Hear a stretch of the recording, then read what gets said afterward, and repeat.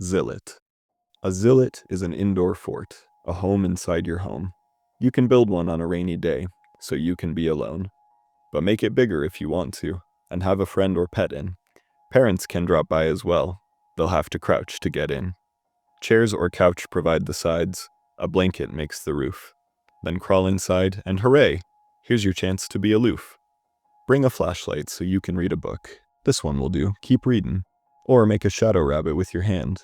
Real rabbits need constant feedin'. In a zillet, you can calm way down and feel what you're feelin'. You can close your eyes and look inside and watch your thoughts unreelin'. But careful, don't get rambunctious, don't clutter or overfill it. Be cool and mellow, and you won't compromise the integrity of the zillet. So, this is the first poem in Bob Odenkirk's poetry collection, Zilot and Other Important Rhymes. You'll notice Bob is credited as the author while his daughter, Erin, is the illustrator. This book was, in many ways, a big collaborative family effort, which is awesome, but we'll talk more about that later. Let's get back to the poem for now. I like this poem for many reasons. When it comes to making up words in poetry, I'm all for it, especially in children's poems. You might argue that words like rambunctious, compromise, and integrity don't belong in a children's poem, but I disagree. I think poetry is a great place for kids to learn big new words. I also like the style of the illustrations. They really remind me of children's books that I read back in the day. However, there are also a lot of little things about this poem that just sort of get to me. A lot of little things that really start to compound and sort of demonstrate some of the problems I have with the book overall. What stands out most immediately are the inconsistencies in rhyme and meter. Our first 4 lines introduce us to an A-B-C-B rhyme scheme, and that remains the case for the first 16 lines. But after that we have a 5-line stanza, a 1-line stanza, and another 5-line stanza where the rhyme scheme changes to A-B-C-D-B. I also have to point out that some of these rhymes just seem to rhyme for the sake of it, i.e. because this is a poem. As such, they feel a little forced. The most egregious in my opinion is in this stanza. Bring a flashlight so you can read a book. This one will do, keep readin'. Or make a shadow rabbit with your hand. Real rabbits need constant feedin'. See, ideally in a rhyming poem, the rhymes feel organic and seamless, and beyond that, they actually help the poem in its progression. This rhyme, real rabbits need constant feedin', doesn't feel particularly organic or seamless, and it actually takes away from the momentum of the poem. It's so much of an aside that it's in parentheses. The line itself feels kind of irrelevant to the poem, and thus the rhyme feels forced. There are other instances too, like the phrase, have a friend or pet in, so that the rhyming phrase can be, they'll have to crouch to get in. Put simply, have a friend or pet in isn't a very natural way to communicate that idea. The poem's tone is mostly conversational and informational, and I don't think this line really matches that naturalness. There's also this stanza, chairs or couch provide the sides, a blanket makes the roof, then crawl inside, and hooray, here's your chance to be aloof. Again, the word aloof here feels like it's only there because this poem has to rhyme. There are also moments where the rhythm feels off too. Odenkirk clearly isn't going for a strict meter here, but some of the lines feel off when read for the first time. Like, let me read the first 8 lines one more time. A zillet is an indoor fort, a home inside your home. You can build one on a rainy day, so you can be alone. But make it bigger if you want to, and have a friend or pet in. Parents can drop by as well. They'll just have to crouch to get in. Even as I was recording the line, I naturally but accidentally added the word just to make the rhythm work. Maybe you could feel how some of those lines just felt a little too long, along with the inconsistency of the syllabic stresses. Granted, the way a poem like this flows might be different depending on the reader. I also have to highlight the word choice. Why does the 5th line start with the word but? I shouldn't have to tell you this, but the word but is a conjunction that implies a contrast in or distinction from the previous statement. Here though, the word but isn't presenting any contrast. When you take all 8 lines together, it's clear what the but is trying to do. Odenkirk is trying to say, but you don't have to be alone in your zillet. Unfortunately, the 5th line implies that there was discussion of the size of the zillet and not its capacity in how many people it can hold. And honestly, more than anything, I kind of just wish Odenkirk had gotten even sillier and wilder with the premise. You might think these are really small things, or maybe you're thinking, so what, this is just a children's poem. But I would argue consistency is perhaps most important in children's poetry. Don't just take it from me, take it from children's author Kathleen Long Bostrom. The myth that writing poetry is easy, and writing poetry for children the easiest of all, is just that, a myth. Choosing words that rhyme is one thing, doing it well is another. Writing poetry isn't just finding words that rhyme and inserting them at the end of lines. A writer of poetry needs to learn the building blocks of writing a quality poem: meter, rhythm, line, diction, tone, voice, stanza. I'm no mechanic, but it is a pleasure and delight to get one's hands messy with this kind of elbow grease. And I want to emphasize, there is a lot to like about this poem and about this whole poetry collection, but those little things really do compound. I thought it might be worth our time to take a look at Odenkirk's poetry collection and analyze what makes a good children's poem and, even more broadly, what makes good poetry in general. To quote another author, Penelope Lively, reading poems to include in an anthology of poetry for children, it struck me that the requirements for adult and child readers of poetry are much the same. Children read poetry as adults do, in the sense that each will find their own significance in a poem. It will appeal or alarm or intrigue or not strike a chord at all. But children read as literary innocents, and I think for that reason, what they read has a special impact. Adults are seasoned readers. We have a backlog of reading experience, according to which we make judgments, comparisons, appraisals, rejections. The child reader comes fresh to the whole activity of reading, and is thus the more impressionable. Those who write for children have to be aware of this, I feel, and proceed accordingly. The child must be involved at once, seized by the first line or two, or you risk losing your reader at the outset. So, with that in mind, let's continue talking about the inconsistency. Then we'll move more specifically into word choice, then into endings, and then concept versus execution. But before we do, there are a few things to know about this collection. Most importantly, that Odenkirk wrote this book with his kids when they were toddlers. The book was originally called Old Time Rhymes, and it was a compendium of poems written during reading time each night. Bob describes the process as him writing one line, then Nate or Aaron writing the next. So some of the issues this book arguably contains come from the fact that developing children had a hand in writing it. However, Bob also said that during the pandemic he took to rewriting the poems to put them in this new book, Zilot. Ultimately, there's no way of knowing what percentage of these poems was preserved from back in the day, so I won't let that affect how critically I look at them. Also, it should be said, anyone of any age can write a great poem, even a child, especially with an adult's help, but we'll talk more about that later. For now, let's keep talking about inconsistency. Here's a really sweet poem called A Cat Named Larry. A cat named Larry had a mouse he carried around with him as a pet. His dad said, "Chase it, don't carry it, you'll waste it." But he loved that mouse so very, very much. Well, cats live longer than mice do, it seems. Now Larry only sees his friend in his kitty cat dreams, where they chase each other around, never catching. That's okay. It's the good feelings that remain at the end of the day. Let me re-emphasize, this is adorable, but man, that first stanza just kind of bothers me. We have an AA, BC, DC, AE rhyme scheme, which is hard to follow. Also, listen to the syllables of the first three lines. A cat named Larry had a mouse he carried around with him as a pet. These first three lines really give the impression that we're in for an AAB, CCB rhyme scheme. It's almost kind of limerickal in its construction. Or a more apt comparison would be The Raven by Edgar Allan Poe. Once upon a midnight dreary, while I pondered weak and weary over many a quaint and curious volume of forgotten lore. These two lines kind of perfectly set up the structure that we'll see ahead of us for the rest of the poem. It would be kind of weird if we didn't see another internal rhyme on the next line and a rhyme for lore in the line after that. But that's pretty much what happens in A Cat Named Larry.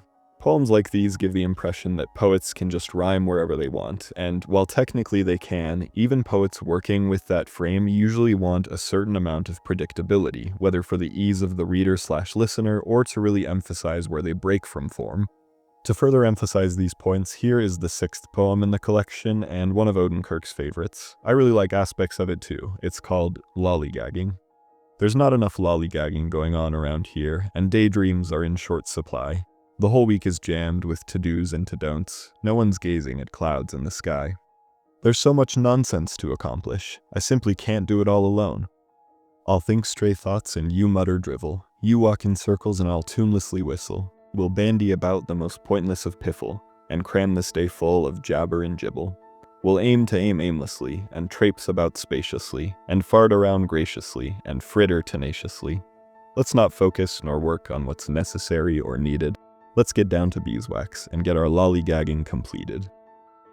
So, like I said, there are a lot of aspects to enjoy here. I think the central premise is great, as is the messaging, not to mention so many of the chosen words here: lollygagging, piffle, jabber, and jibble. But the change in rhyme scheme bothers me once again, especially how the second stanza is basically just left dangling as it goes unrhymed.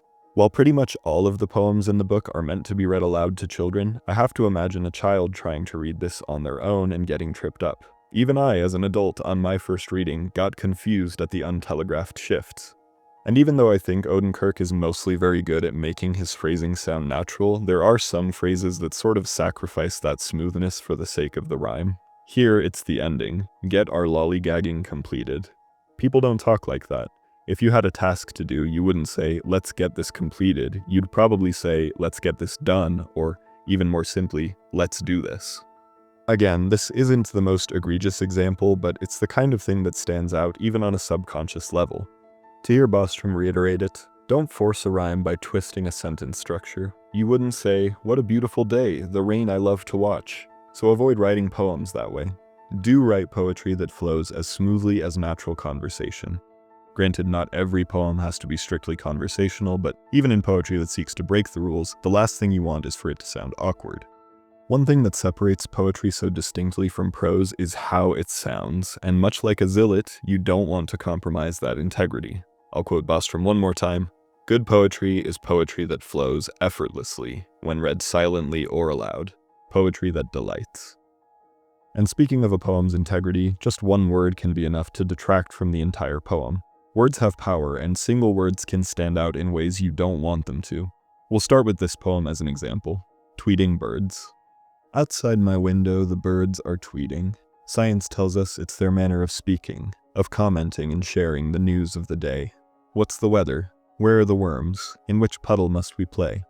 Now birdies, remember, you may grouse about weather, but only say nice things about other birds' feathers. Setting the message aside, you can call this nitpicking, but I really do feel this emphasizes how one word can throw off a reader. On line 9, I think must just isn't the right word. It doesn't help that this is another one of those awkward phrases: in which puddle must we play?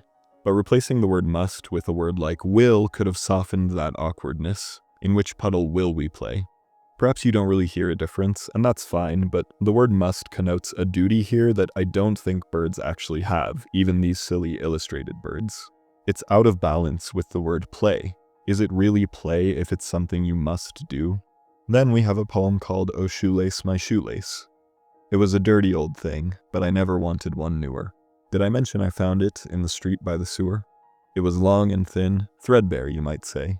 Its threads were all shredded and on full display. The hours I spent with it, tying knots by the score, and the untying part used up even more.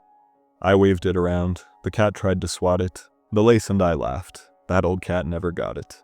I slept with it and sang to it, I kept it so close. My mother shook her head. That old lace, it's just gross. Perhaps I took it too far, when I insisted she kiss it. Now she's thrown it away. All my life, I will miss it.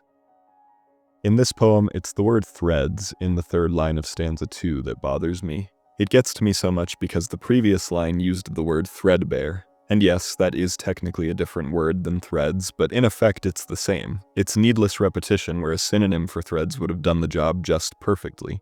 Much like the word must in the last poem, this could have been a really easy fix. But let me emphasize, I like the poem overall. It's just that one thing that distracts from how great it is. I also do like the Whitman allusion in the title, "Oh Shoelace, My Shoelace," as a reference to "Oh Captain, My Captain." Lastly, let's touch on this poem. It's a wand. "It's a stick," says Gary. "It's nothing, just a stick that's lumpy and rough." I know it's a wand, and I know knowing's enough. But Gary is the real dud. He's a stick in the mud. Drippy Gary won't play along. He's small-minded, it's tragic. I know how to fix his wagon. I'll summon up some magic. I hex you now, goofy Gary, for I'm a real spell spinner.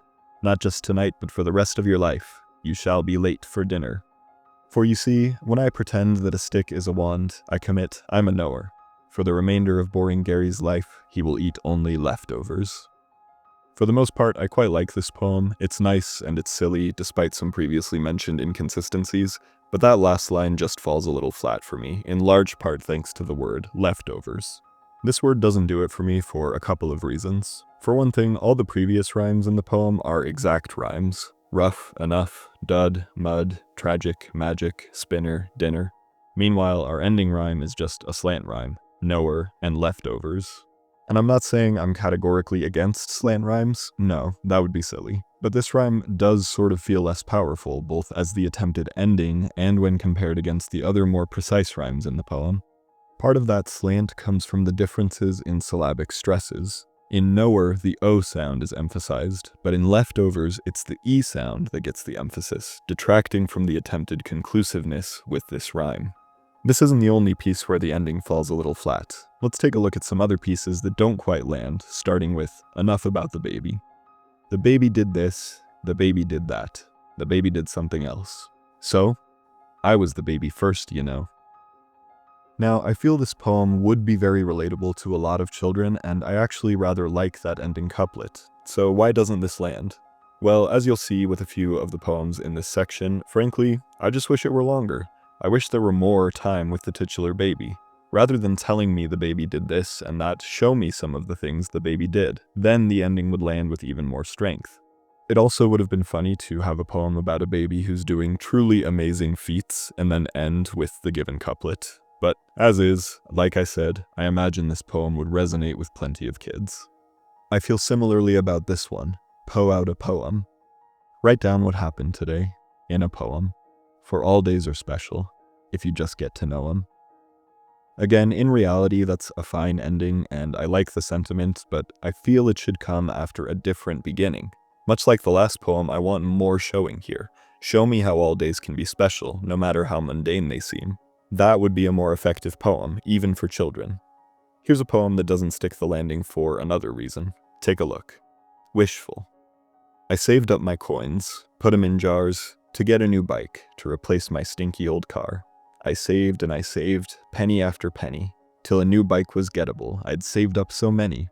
So I went to a well and dumped all the coins in, and wished for a 10-speed, with shiny wheels that would spin. My plan was goof-proof, I ain't no dunce. There was no way my wish wouldn't be granted at once. It's been a year, still no bike, so I guess I'll save up lots more, then cross my fingers, pick a clover, four-leafed, find an eyelash, kiss a turtle on the lips, save a ladybug's life, throw my coins in a new fountain, and wish for the best. The joke here isn't lost on me, I like it a lot, but that last line, rather than ending on that really long sentence, I kind of wished we could have seen those things taking place in the poem. I understand that Odenkirk is intentionally messing with the form there as opposed to mistakenly tripping up with the rhythm, flow, or rhyme, but there's so much good stuff there that I would have liked to have seen his twist on it, the same as he did with the wishing well.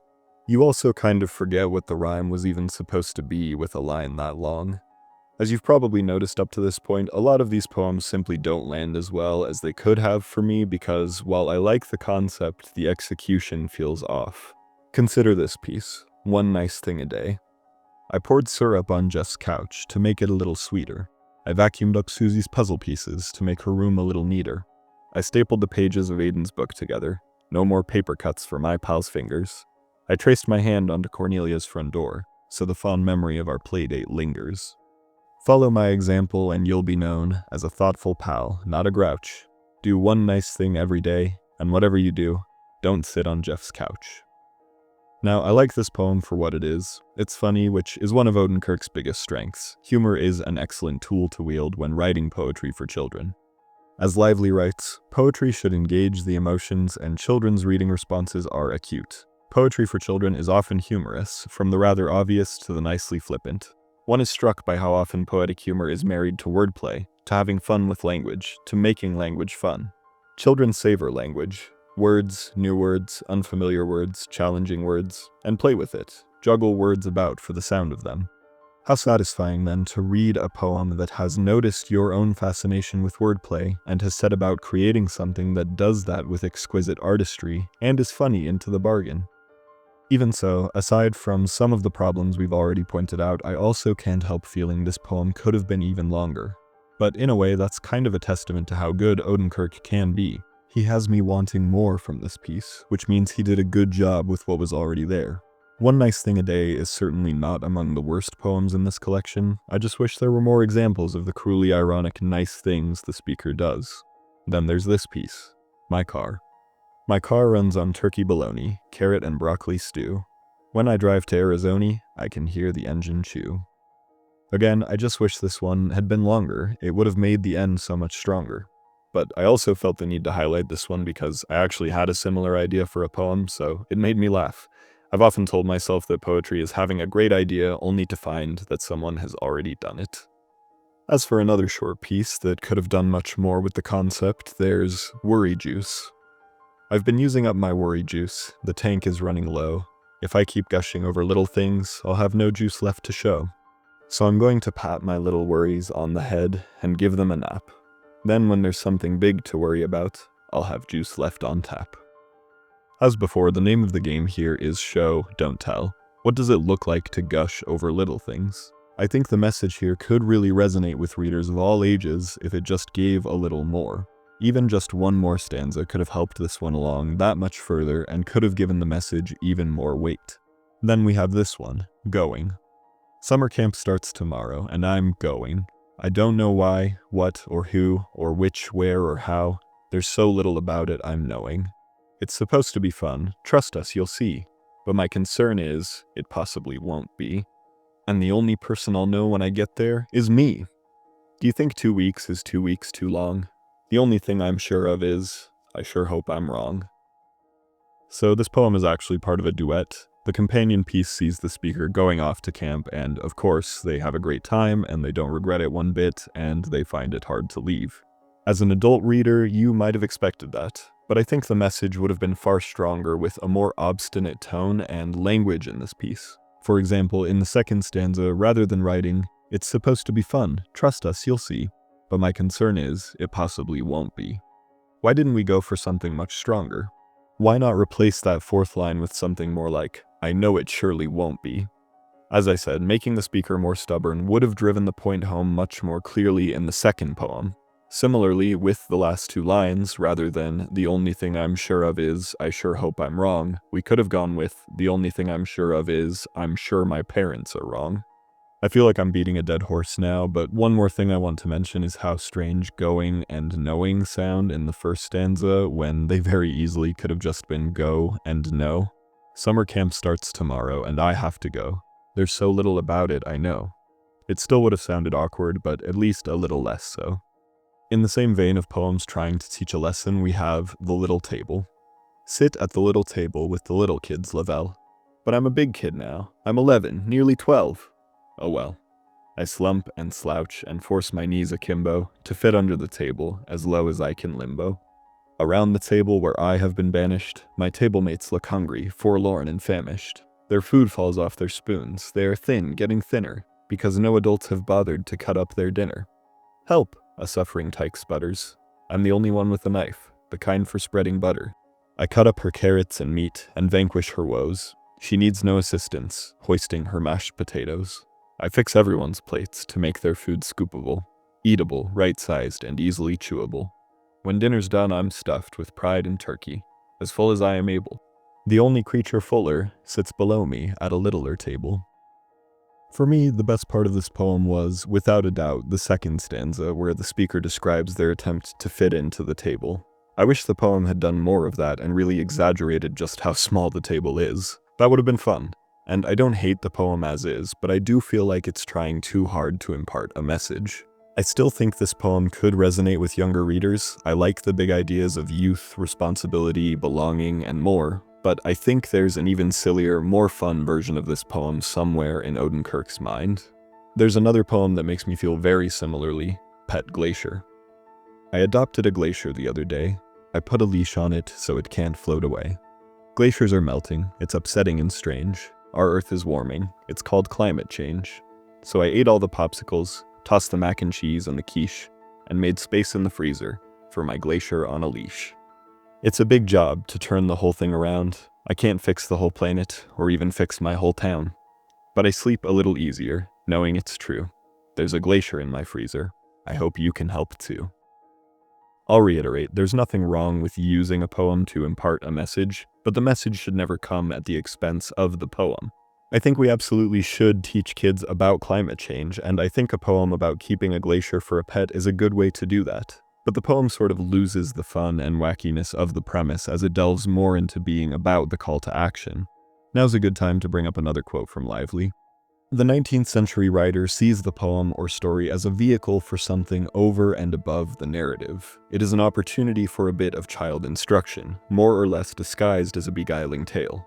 The 20th century writer junked all that. The only purpose in writing for children is to introduce them to the pleasure of reading. And I want to say it yet another time, it is more than okay to use a poem as a vehicle for a message, but at the same time, the poem needs to demonstrate to a reader the pleasure of reading. As one great literary scholar once said, "But to this thug, you gotta captivate your audience before you can start preaching to them." Odenkirk's best poems can do both of these things. I feel that perhaps I've been a little too hard on the collection up to this point, so I want to restate that I had a smile on my face while reading a lot of these poems. Let me go ahead and highlight some of my very favorites. A Day at the Park. Today children will visit the park. We'll be there all day and home before dark. Now there are some rules because we'll be outside. It's okay to play seek, but never to hide. Don't climb the trees, don't befriend the bees, don't sway in the breeze, let's not skin any knees. No frolicking, no hollering, no leading, no following, no hopping, no scotching, and definitely no bird watching. Stay on the bus, no talking, no play. We'll park in the parking lot. Oh, what a fun day. See, this poem, despite its flaws, feels like it's leaving room for interpretation. I can't help but feeling there's more going on here than what's actually in the text. Depending on how you read it, you could interpret this poem as anti-authoritarian, or perhaps the more justifiable reading is that children can't thrive when there are too many impositions placed upon them. There are groups out there who would prefer children have as little freedom as possible, especially in an educational setting. But kids need room to spread their wings. They need opportunities to apply their creativity and problem-solving skills to assignments and situations. They need both space and prescriptions that allow them to think critically. There are other poems that seem to impart a message while still being fun and quirky and whimsical, but frankly this video would be too long if I went through every poem that I loved. Plus, as with a lot of these celebrity poetry reviews I do, I don't want to just give up all the best content in the book for free. Still, let me share 5 more pieces. These are the poems that really stuck with me after closing the book. Keep in mind, they do still have their flaws, but I like them far more than I dislike them. The Pepper Man. Up to our table a suited sir stepped. He offered us pepper, the freshest ever pepped. I waved my hand. No thanks, I'm fine. But at that gesture, he began to grind. He twisted his grinder, so I waved some more, and soon, behold, there was pepper galore.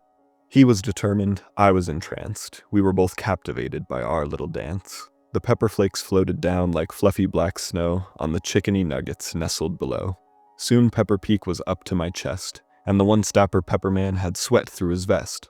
Finally, he ran out of pepper. My wrist was strained, and a truce was called on our flavorful game.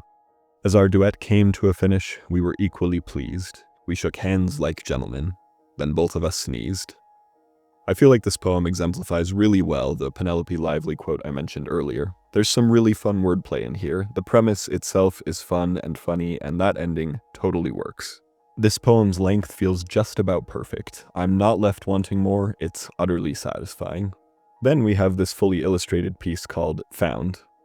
I found a wad of gum, sticky and wet, violet blue, heavily chewed.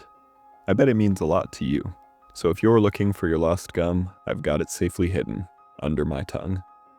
On its own, this piece is fine, a funny concept with a decent execution, made all the cuter and more charming by the illustration.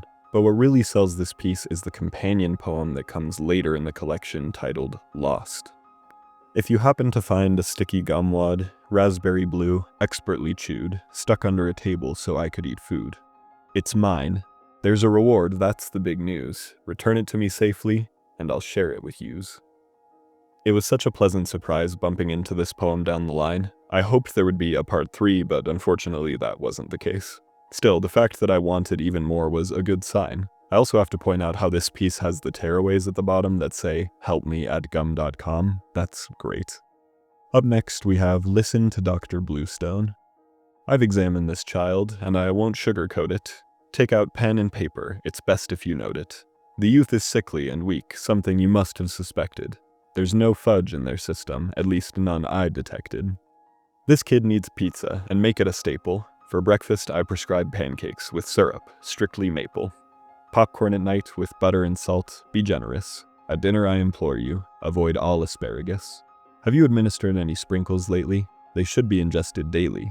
Best on a Sunday, or every day, just try it. Topped off with a cherry to balance this diet. I'm serious, I am. Why do you doubt me? I may look young, but don't make this about me. My degrees are all real, I'm not a concoctor. Now get the child a lollipop, and one more for the doctor. I feel like there's really not much to explain here. It's funny and cute, and kids do enjoy a good poem about food. Lastly, we'll end with this piece, my absolute favorite from the collection, The Tip of a Ship. In the sandbox, at the playlot, I dug deep down and hit the jackpot. A weathered bit of wood, barnacle crusty, a treasure from yore, sandblasted and rusty. Yes, I knew without question what I had in my hand, right here in New Mexico, so very far inland. The tippy-toppy tip-toppity tip of a mythically massive pirate ship. And here it sits below me now, the ship, its cargo, its aft and bow. All the pirates' private things, gold coins, gold buckles, and golden rings, a rudder, ropes, bailing buckets, and pictures of their moms in precious lockets, and the captain's teacup where he was about to sip it, when the alarm bell rang and he had to skip it. Below me all this booty lay, buried and forgotten to this very day. Ahoy, I shouted, what luck indeed!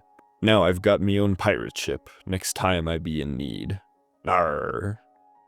I think this poem uses its list effectively, another pretty great trope of children's poetry. But more than that, the concept is just so creative, I feel like it both captures and inspires the creativity in a child. And with that in mind, let's move into some final thoughts. At the end of the book, Odenkirk includes a section called Inventing Words, where he describes the story behind the poems. At the end of this section, he writes, "We wrote these poems together. You can do it too. We can't wait to read what you will write someday." And Odenkirk has stated in interviews that the goal with this book was to get children to write poetry of their own, and I can't overstress how admirable that is. Bob Odenkirk just seems like a genuinely great guy, like, wow. However, with all of that on the table, I kind of started to wonder. These poems initially weren't written with publication in mind, they were just a family thing. And let me emphasize, that's awesome. I hope all parents and kids have the time and resources to do this sort of thing. But with that being the case, I don't know, why not come up with some new poems specifically for publication? As with any celebrity poetry collection, I do have to wonder if this ever would have been published without the name recognition behind Bob Odenkirk. Now, having said all that, this book is still a delight in many ways. If you really liked what you saw here, go ahead, buy the book. If you think you might like it, or if you have kids who might like it, then I'd suggest checking it out from the library, then maybe buying a new or used copy depending on how big of a hit it is for you or the little ones. I've seen prices vary depending on where you go to buy it. To me, the $20 price tag from Barnes & Noble feels a little steep, especially when compared to A Light in the Attic, a much denser collection at just $25. But like I said, if Zilot is for you, you can find it cheaper than that, new and used. If you or your children have read any of these poems, I would love to hear your thoughts. But more than that, I would also love if y'all would drop more children's poetry recommendations in the comments. In this video, I quoted Kathleen Long Bostrom and Penelope Lively. Their articles will be linked in the citations. I highly recommend reading them. I want to end this video with just one more quote from Lively about why we write children's poetry. "For a child, each day brings new experience, as we jaded adults tend to forget.